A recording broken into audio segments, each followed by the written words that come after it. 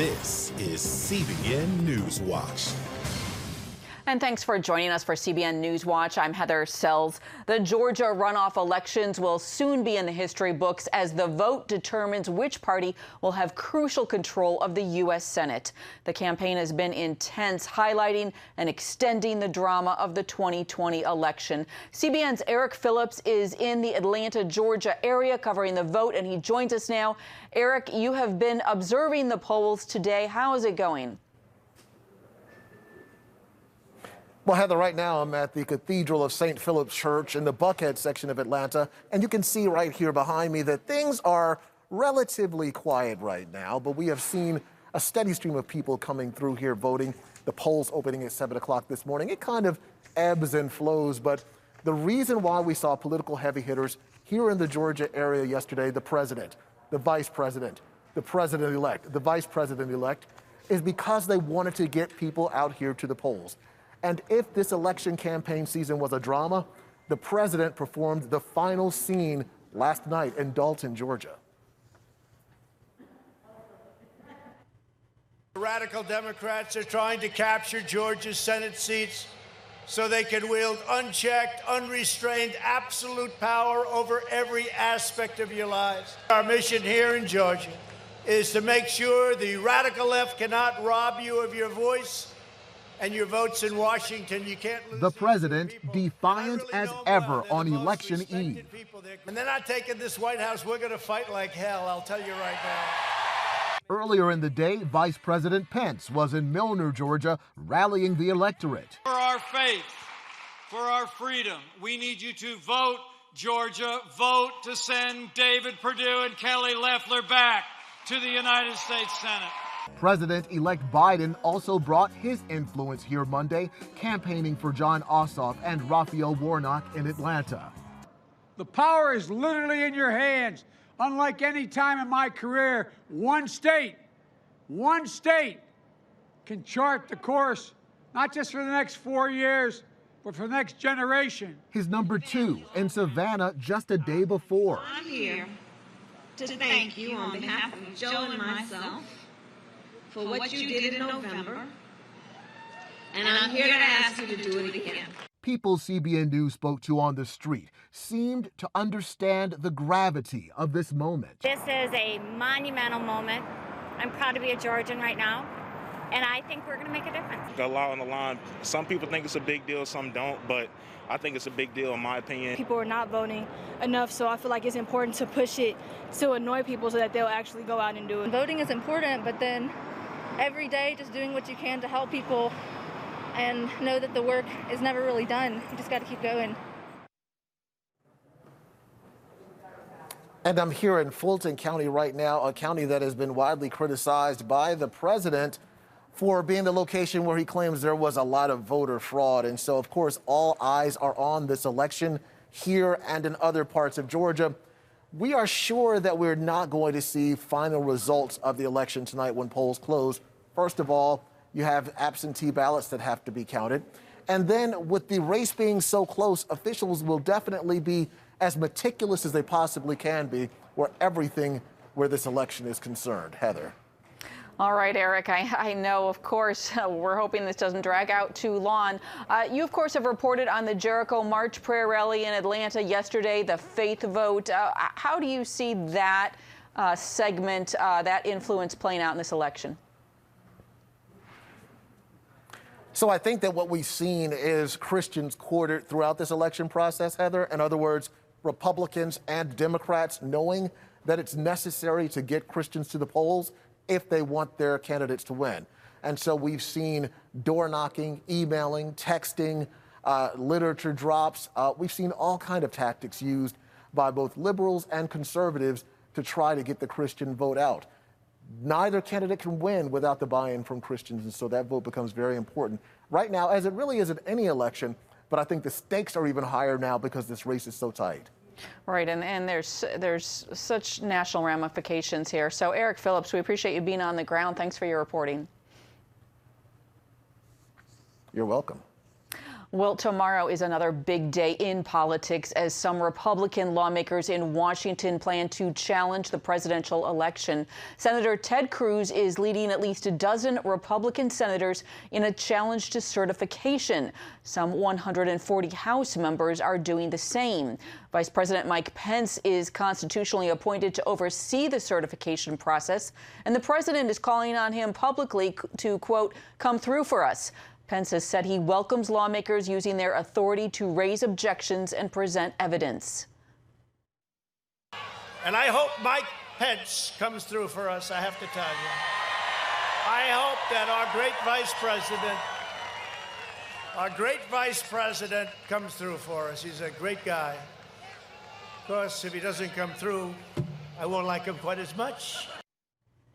The president reportedly will speak at a rally in Washington tomorrow. Thousands of his supporters are expected in the Capitol to protest the presidential election results. City officials have enlisted hundreds of National Guard troops to help keep the peace. CBN News chief political analyst David Brody joins us now with more on what could happen tomorrow. David, we have more than 100 House Republicans and a dozen Senate Republicans who say they will challenge the electoral votes tomorrow. What are you expecting will happen? Well, first of all, Heather, here's my suggestion for everybody. If you're going to watch this, grab your favorite dessert, your favorite treat, and just sit on the couch for 12, 14, 16 hours, possibly into Thursday and even Friday. Heather, this is going to get messy. This is not going to be quick. Typically, this is pretty quick as it relates to counting the electoral votes, 30 minutes up to an hour, and everybody's done. It's ceremonial. There's a processional and everything. It will not happen this time around. Look, Heather, we're going to have a debate in the House and the Senate. It's going to start in a joint session of Congress, and then, in essence, you're going to have House members and a U.S. Senator or two or three object to the certification of the votes in Arizona, in Wisconsin, in Pennsylvania, in Georgia, in Michigan, in Nevada. That's 6 states, possibly New Mexico as well. At that point, every time there's an objection, 2 hours. In the House and the Senate, they'll go debate the objection, come back and vote on it. So every single time there is an objection during this joint session of Congress, the House and Senate are going to have to break and go do this for 2 hours. It is going to take a very, very long time.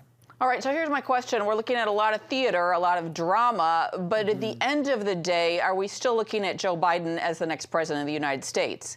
It definitely appears that way because here's the problem for Republicans. They're going to object. They're going to have the House and Senate vote on this. But what's the vote going to be? Democrats in the House are going to reject the objection. And the Senate, even though it's controlled by Republicans, there's no way you're going to get 50 Republicans to vote for this. I mean, or to uphold the objection. For example, Mitt Romney, Ben Sasse, Lisa Murkowski, and so many others are not going to go along with this. So you're going to have both the House and Senate rejecting the objection. At that point, the vice president, who would be the president of the Senate, would have to certify the votes. And I know we've somewhat made light of this, but we do have security concerns. We've got businesses boarding up in Washington. We have the mayor telling residents to stay away. What are you hearing in terms of security issues for the next couple of days?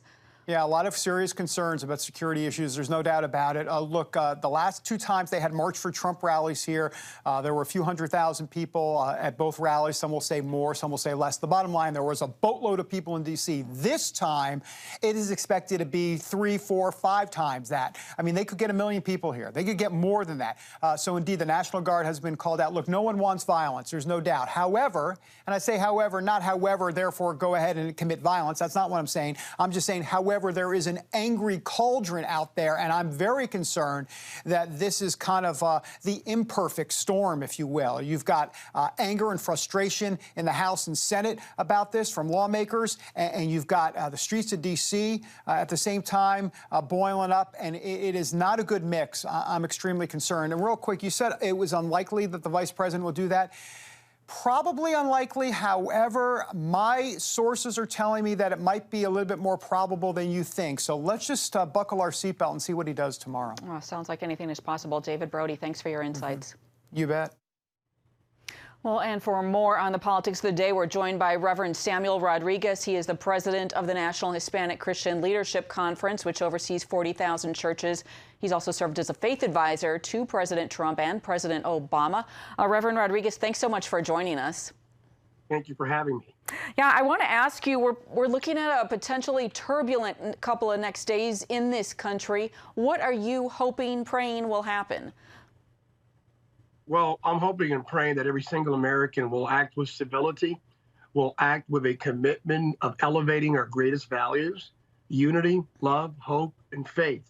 There is great angst out there in the American electorate. I am very disappointed with the outcome of the 2020 election as it pertains to the presidential election. Indeed. However, there is a God in heaven who sees all things, and every single act of fraud, of injustice will be dealt with inevitably on this side of eternity. So let not your heart be troubled. Let's elevate our greatest values. Our children and our children's children are watching. Latino evangelicals are emerging, as you know, as a really strong political force. How do you see their agenda shaping what happens in Washington in the next 2-4 years? I am convicted and convinced that the evangelical agenda of Psalm 89:14, those that are questioning what is the agenda, it's righteousness and justice, it's truth and love. It's a pro-life agenda without a doubt. It's religious liberty, and it is biblical justice. That agenda did win this past November. Put the White House aside. We had more Christians, that agenda advancing to the House of Representatives than in previous elections. And we did, to this moment, notwithstanding what happens today, build a firewall against the encroachment of socialism and abortion on demand, including the last trimester, even in the election of November, hopefully and prayerfully in Georgia today. So I believe the Christian agenda in America is not losing. It's actually advancing, actually winning. I hope and pray that that born-again Christians continue to understand that elections have consequences. If you do not understand that, look at what happened yesterday when in the House of Representatives, the congressman / clergy finished the opening prayer with "Amen, a woman." You gotta be kidding me. That may seem like a skit on Saturday Night Live, but it's America's Congress acting on the outcome of elections. Well, I'm going to be interested. You, of course, have provided counsel to both President Trump and Obama. How do you expect to interact with the Biden administration, which in the campaign, as you know, positioned itself as a campaign of faith? Yeah, it did position itself as a campaign of faith. It's invited to address issues that I just listed in life, religious liberty, biblical justice, including racial unity, immigration reform, poverty alleviation, educational equality, ending sex trafficking. I would be more than happy to opine. I would be more than happy to contribute. I am not married, Heather. You've heard this a zillion times from me. I'm not married to the donkey or the elephant. I am married to the lamb. So I will advance the lamb's agenda when given the opportunity. All right, Reverend Rodriguez, thanks for your input. We need your insights in these times. We appreciate it. Thank you. Coming up, what one congressman says was behind that prayer that drew nationwide attention and criticism.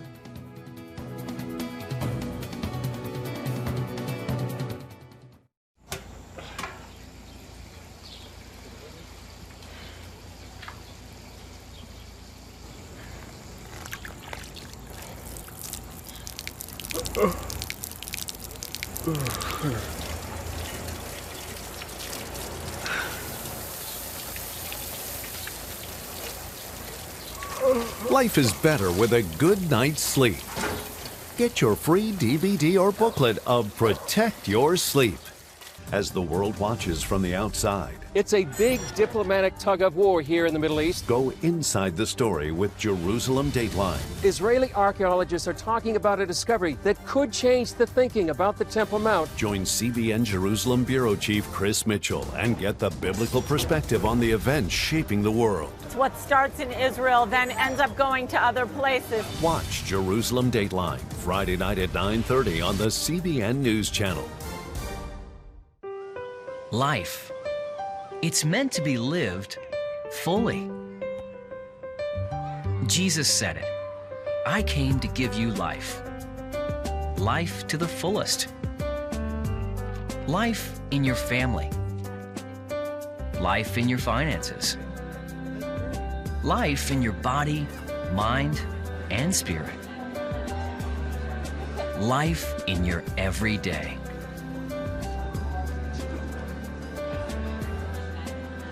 At CBN.com, we're taking what Jesus said seriously. We're here to help you discover life. Life. Live it fully. CBN.com.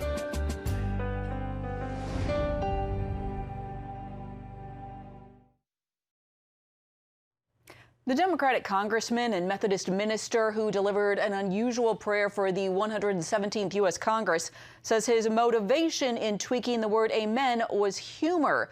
Congressman Emanuel Cleaver of Missouri told CBN News why he closed the prayer with amen and a woman. He said, "I concluded with a lighthearted pun in recognition of the record number of women who will be representing the American people in Congress during this term, as well as in recognition of the first female chaplain of the House of Representatives whose service commenced this week."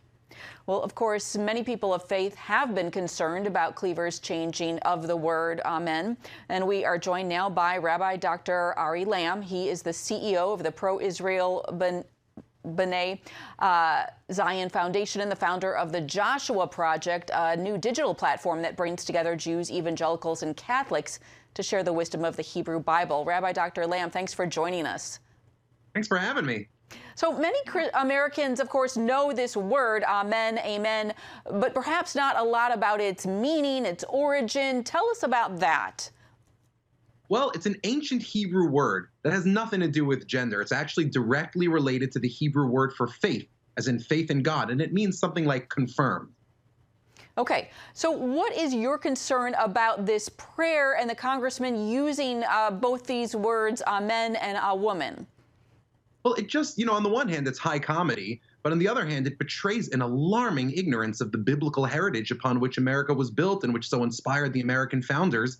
And these ideas of faith and tradition have always sustained us. George Washington called biblical morality the indispensable supports that sustained our founding ideals of liberty, religious freedom, human dignity. But lately, we've lost touch with these ideas as biblical literacy has declined in America, which is terrifying, and not just for Christians or traditional Jews or some other, faith community, but for every American, because biblical vocabulary and values, those are the only shared language Americans have ever had for discussing difficult things, moving our country forward. And if we lose them, if we lose touch with the biblical morality and with the Hebrew civilization that shaped it, then we'll be in a great deal of trouble.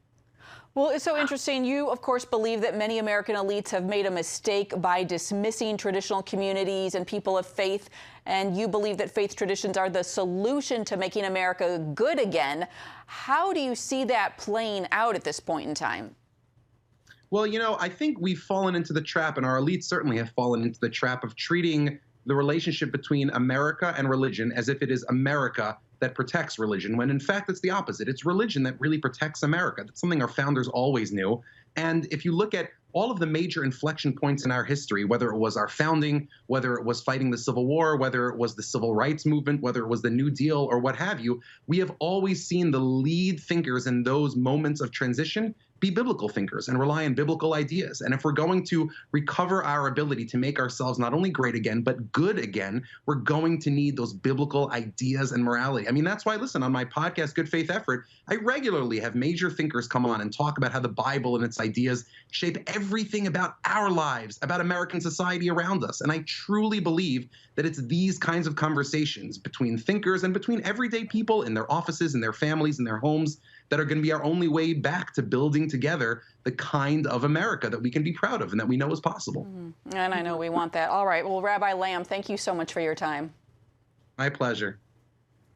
Still ahead, as we make resolutions in the new year to better our health, medical reporter Lori Johnson shows us the benefits of one type of diet that can add years of life.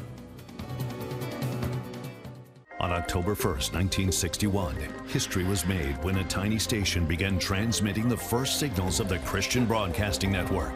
CBN, the Christian Broadcasting Network. And now, a new era has begun with the all-new CBN News Channel. Just moments ago, the Iron Dome intercepted an incoming rocket right on the Gaza border. And ministering in this area, spiritual warfare is definitely involved. a 24/7 news network, bringing you the news you want from a source you can trust. In Kenya, 40% of the medical services are actually provided by these Christian hospitals. Let's talk about the economy. Believers here are joining together to win people to Jesus Christ. All your favorite shows now in one place.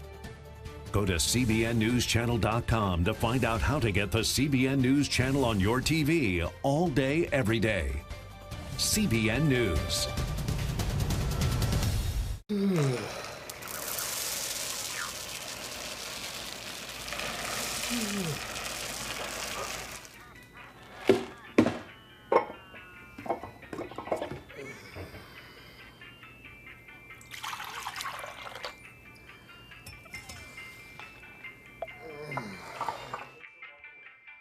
Life is better with a good night's sleep. Get your free DVD or booklet of Protect Your Sleep today. Life. It's meant to be lived fully. Jesus said it. I came to give you life.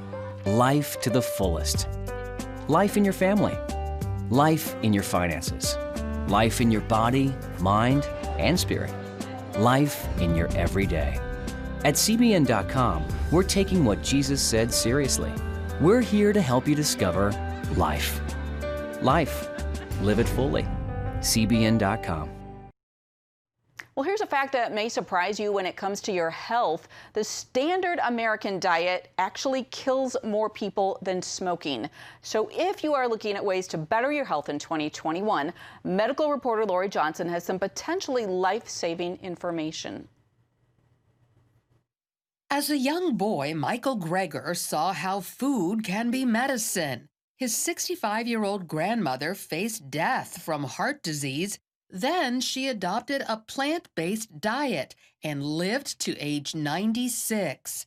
Now, as a physician, Dr. Greger cites numerous studies that back up his grandma's choice for helping others fight America's #1 killer. Not only can heart disease be prevented and arrested with a plant-based diet, it's the only diet ever proven to reverse heart disease in the majority of patients, opening up arteries without drugs, without surgery. Every 37 seconds, someone in America dies from heart disease.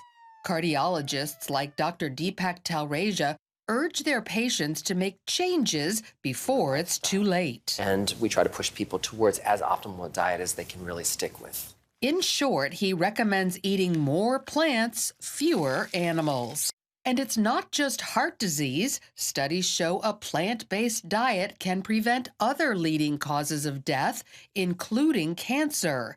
Case in point, Loma Linda, California, the American city with the most centenarians per capita, also home to the highest concentration of Seventh-day Adventists, a denomination which advocates a plant-based diet. Adventists have approximately the same proportion of people who die of cancer, heart disease, or stroke, but the age that they get diagnosed is much later.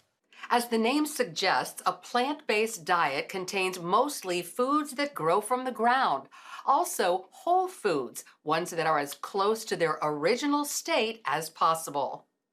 Plant-based diets offer varying options. Vegan is 100% plant food. Vegetarian includes eggs and dairy. And for those who just can't do without, pescatarian allows seafood. And you may have never heard of flexitarian, but it includes some meat and poultry. For the last 15 years, dietitian Juliana Hever has been teaching people how to switch to a more plant-based diet, which she says can reverse type 2 diabetes and high blood pressure. It reduces obesity and extra weight. It reduces medication requirements. I love to say that decreasing your medication results are normal. My clients get off their medication. Dr. Greger says if he can get his patients to try it for 3 weeks, they're usually hooked. They're going to sleep so much better. Their digestion's better. Their period's less painful. They have more energy. Dr. Greger recommends consuming certain plant-based foods and beverages each day. like berries, leafy greens, legumes, a tablespoon of ground flaxseed, a quarter teaspoon of turmeric, mushrooms, green tea, and more. So while many of us enjoy eating the old standards, increasing evidence shows a healthier and wiser choice involves eating more unprocessed foods from the ground up. Lori Johnson, CBN News. Coming up next, the farewell episodes of Jeopardy with Alex Trebek as host.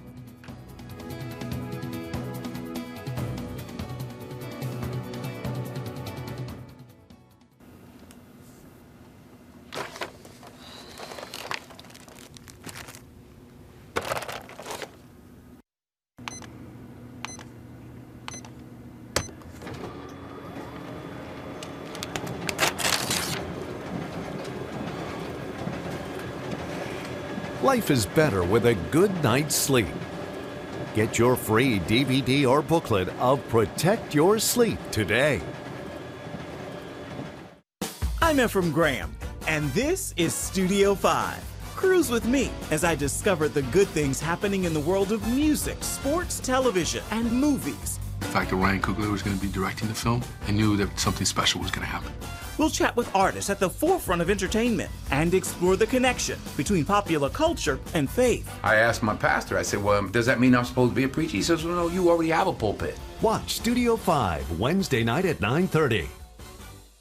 Remember for a moment what it was like to be a child. You believed every story you were told. You saw a world full of endless possibilities. What stories will the world's orphaned and at-risk children believe? We believe the Bible tells the only story truly worth believing. We believe that every child should have the opportunity to dream, the chance to take challenges and turn them into possibilities, the chance to stand on the promises of God, to recognize their place in the greatest story ever told. They have their whole lives ahead of them. Theirs is a world of endless possibilities. They are looking for a story to believe. We will tell them that story. Will you join us?